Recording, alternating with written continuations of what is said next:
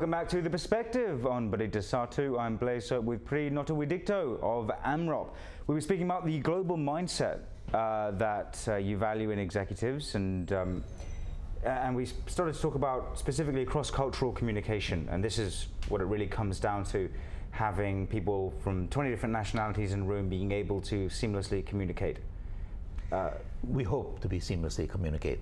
Let me illustrate that by giving you an example. There was a study done by Fons Trompeners. He's a cross-cultural guru, you know, and he not only brings his research ability, but the fact that he has a heritage of French and Dutch and a little bit of English in his background, and a little bit like you in your multicultural background as well, Blaise.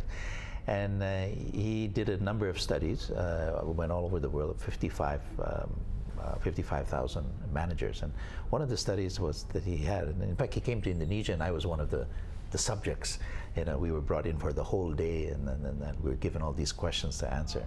And one of the questions he asked was, and I'll ask you, if your boss asks you to paint, and this is in Indonesia, if your boss asks you to come to the house over the weekend and help him paint his house, how would you answer?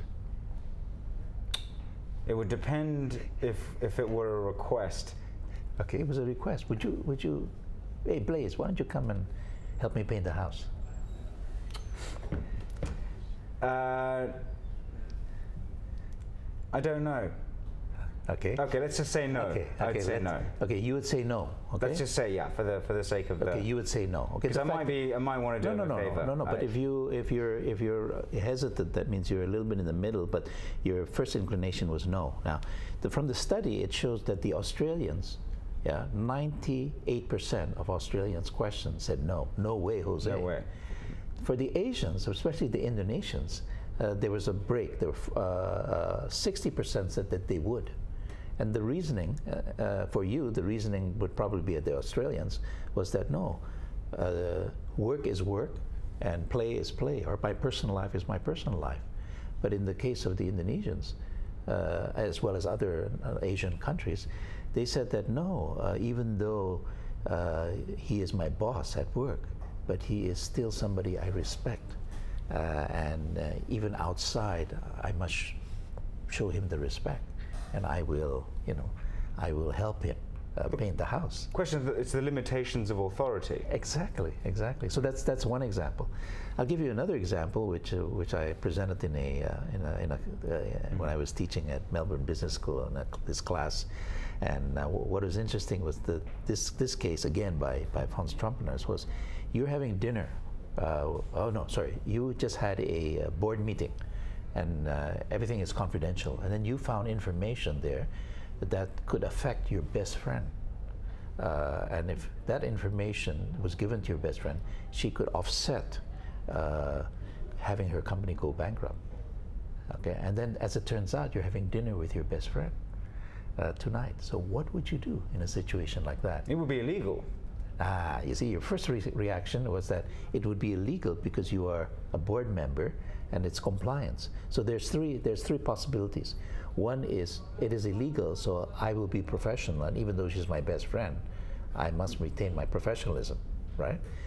The second one, the extreme thing, is no, she is my best friend, and friendship is very important to me.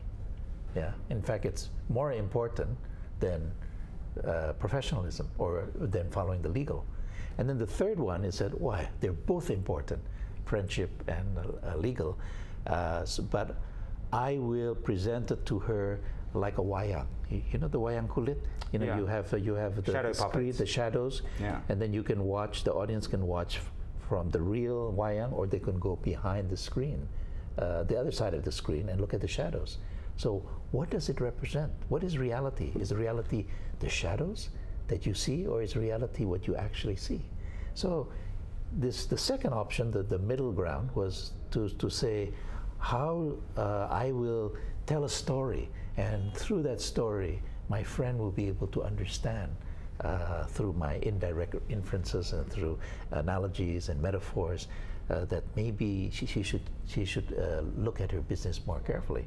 Now, what was happening in this case, I had about 22, 23 different nationalities, and as usual, the Scandinavian says, no, I don't care if she's my friend. I said, what if she's your mother? Even if she's my mother, you know, tough luck, you know. But the Asians, again, and the Americans, to some extent, was interesting, said, no, I will try to tell a story and to try to, you know, actually, the Asians, I'm sorry, the Asians were split between, I will tell her and I will go to jail for her. And the other Asians who had been exposed to a Western culture said, no, I'm going to tell the story. So again, it's it's not to say what is right or wrong in the cross-cultural, but it's again to highlight the importance of being clear on what values are important for you, because values drive behavior, and to accept the consequences of your actions in that regard. So, you know, this is where cross-cultural communication becomes fascinating in that regard. And in a boardroom, really quite essential. In the boardroom, quite essential as well. You know, in my board work, I have 3 different cultures in CIMB Niaga. You know, I have the Niaga culture, I have the Lipo culture, and I have the Malaysian culture. And then within there, you have different ethnic groups from across Indonesia. So, how do you interact? How do you make them all work together? Exactly. All right. Well, we've got to hold, but we'll be back with the final part of this interview on The Perspective. Stay with us.